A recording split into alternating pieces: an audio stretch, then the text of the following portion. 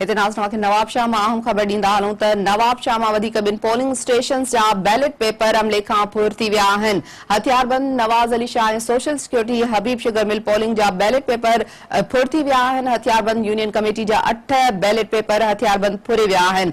ॿुधायूं पिया जॾहिं त पोलिंग स्टेशन जो जितां बैलेट पेपर फुर थिया आहिनि उते अंग वधी 3 थी वियो आहे। हुन खां अॻु हथियारबंद गुलाम मुर्तज़ा भुट्टो जी पोलिंग अमले खां बैलेट पेपर फुरे फरार थी विया हुआ। फुर थियल पोलिंग स्टेशन्स जो अंग जेको आहे वो 3 थी वियो आहे। अहम खबर ॾियूं पिया नवाब शाह मां ॿिनि पोलिंग स्टेशन्स जा बैलेट पेपर अमले खां फुर थी विया आहिनि। हथियारबंद नवाज़ अली शाह ऐं social security Habib sugar mill polling जा बैलेट पेपर फुरे विया आहिनि। हथियारबंद यूनियन कमेटी 8 जा बैलेट पेपर हथियारबंद फुरे फरार थी विया आहिनि। इन हवाले सां ॿुधायूं पिया त हुन खां अॻु हथियारबंद गुलाम मुर्तज़ा भुट्टो जी पोलिंग अमले खां बि बैलेट पेपर फुरे फरार थी विया हुआ। फुर थियल पोलिंग स्टेशन्स जो जेको अंग आहे वो 3 थी चुको आहे।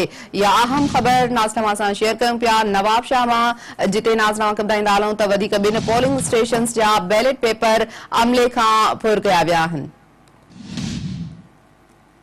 हथियारबंद Nawaz Ali Shah social security Habib sugar mill polling जा बैलेट पेपर फुरे फरार थी विया आहिनि। आगाही ॾियूं पिया नाज़नामा खे हथियारबंद यूनियन कमेटी 8 जा बैलेट पेपर हथियारबंद फुरे फरार थिया आहिनि। जॾहिं त नाज़नामा खे इहो बि अपडेट कयूं त हुन खां अॻु हथियारबंद गुलाम मुर्तज़ा भुट्टो जी पोलिंग अमले खां बि बैलेट पेपर फुरे फरार थी विया हुआ। फुर थियल पोलिंग स्टेशन्स जो अंग वधी 3 थी वियो आहे। तफ़सील मालूम कंदासीं नवाब शाह मां ब्यूरो चीफ ज़ुल्फ़कार ख़ासकेली खां। ज़ुल्फ़कार अपडेट कजो ॿिनि पोलिंग स्टेशन जा बैलेट पेपर अमले खां फुर थी विया आहिनि।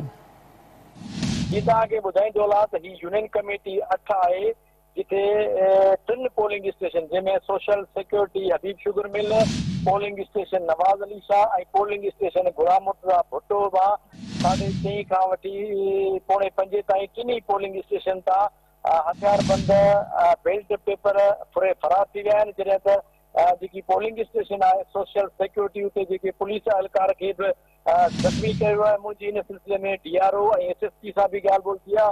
DRO जो चवणु आहे त असां जांच कयूं था। ECP खे लिखियो आहे। जॾहिं त SSP जो चवणु आहे त मां दौलतपुर आहियां मूंखे मामले जी, पर अञा ताईं जेके हिते वोटर आहिनि उहे सख़्तु परेशान आहिनि। जॾहिं त PTI जेको उमेदवार आहे काफ़ी जो इल्ज़ाम लॻायो त हिन यूनियन कमेटी ते पीपल्स पार्टीअ जे उमेदवार चेयरमैन ऐं वाइस चेयरमैन जो फार्म रद्द थियण खां पोइ इहा जेकी असां किरियल हरकत कई वई आहे त जीअं हितां जी जेकी आहे पोलिंग रुकिजी सघे ऐं ॿीहर पोलिंग थिए।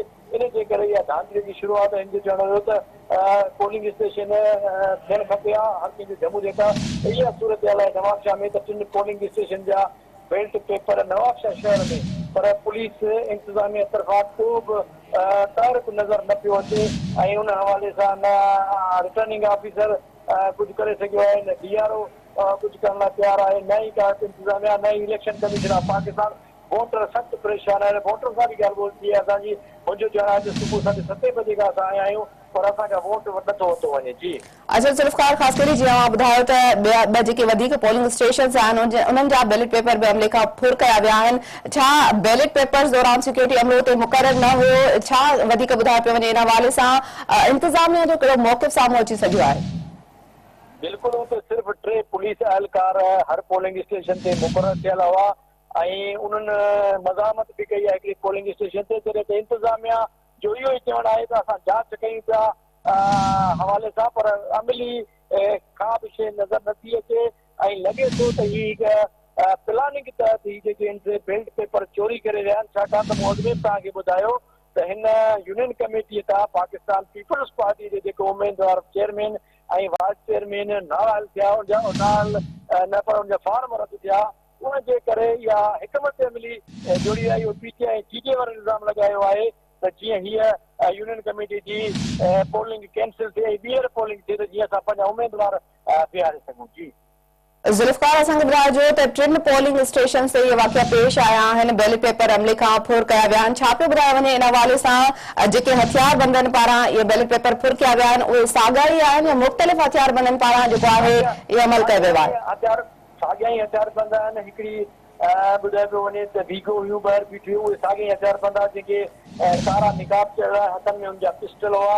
उन्हनि पिस्टलनि जे ज़ोर ते हथियारनि जे ज़ोर ते सिक्योरिटी अमले खे बि जेको आहे सो यरगमाल बणायो। प्रेसिडाइडिंग ऑफिसर ते मथे ते गन पॉइंट पिस्टल रखी उन्होंने खां ज़ोरी बैलेट पेपर जा जॾहिं सोशल सिक्योरिटी पोलिंग स्टेशन ते उन्होंने उते तोड़-फोड़ बि कई आहे, उते शीशा तोड़िया आहिनि ऐं पाण पोलिंग जो वारा जेके बैलेट पेपर दॿा खणी फरार थी विया आहिनि। अच्छा, जीअं मां ॿुधायो त गन पॉइंट ज़रिए जेको आहे बैलेट पेपर फुरिया विया आहिनि अमले खां, त उन वक़्तु सिक्योरिटी अमलो किथे हुयो? छा उन्हनि पारां का कार्रवाई न कई वई? हाँ तव्हांखे मां ॿुधाईंदो हलां त हर पोलिंग स्टेशन ते सिर्फ़ु 2 पुलिस एहलकार हुनजी चवण आहे त असां फौरी तौर ते इंतज़ामिया खे तहरीक ॾिनो। जेको रिटर्निंग ऑफिसर आहे उहो पाण 7:30 पौणे 8 बजे पहुतो आहे। ही 3:30 बजे जा वाक़िया आहिनि। त तव्हां इन में अंदाज़ो लॻाए सघो था त इंतज़ामिया केतिरी जेको आहे सो संजीदा आहे त नवाब शाह में साफ़ ऐं शफ़ाफ़ इलेक्शन थिए। अच्छा ज़ुल्फ़कार, गॾोगॾु असांखे इहो बि ॿुधाईंदा जो त हीअ तव्हां 3 पोलिंग स्टेशन्स जी सूरत हाल ॿुधाई आहे। नवाबशाह मां 3 पोलिंग स्टेशन्स जा बैलेट पेपर अमले खां फुर थी विया आहिनि। जेके ॿियूं पोलिंग स्टेशन्स आहिनि उते वोटिंग जो अमल अवां कीअं पिया ॾिसो? कहिड़ी सूरत हाल आहे हुते?